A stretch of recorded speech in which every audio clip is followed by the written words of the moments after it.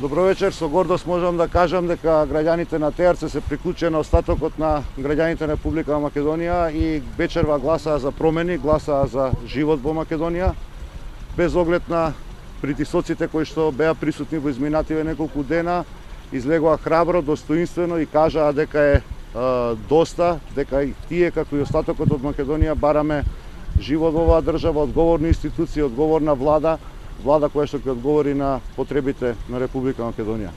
Од овде од ТРЦ ќе ја послушаме пораката која што испратија теарчани, таа е иста како што испратија остатокот од граѓаните од Република Македонија, а тоа е дека ќе има во Република Македонија одговорна влада која што ќе ги воведе демократските промени во државата. Во Македонија ќе има влада одговорна, институции кои што ќе одговараат на потребите на граѓаните.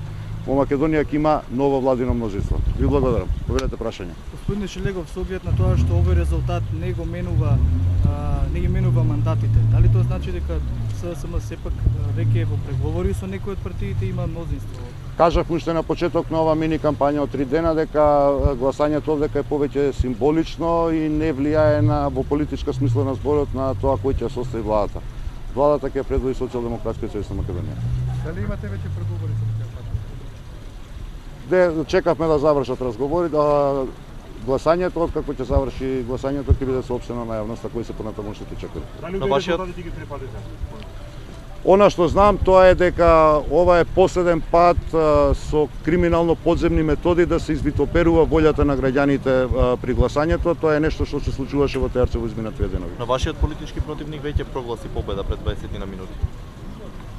Груевски рекол, Груевски порекол. Груевски рече дека ќе ги бойкотира изборите, па гледате дека овдека масовно учествува и со подкупи, со закани, со заплашувања. Зборот на Груевски во политиката веќе не значи ништо. Груевски во политиката е мината. Како ги сватите заканите за некоја политичка криза, за бойкот на институција од страна на управникот Груевски? Па мислам дека има желба да бойкотира работата на правосудните органи, бидејќи тоа е единствената негова желба и единствениот сушност негов реален страв.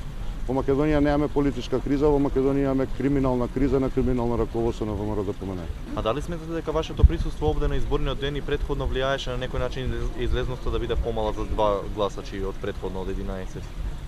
Моето лично присуство. На представници од Социјалдемократскиот сојуз?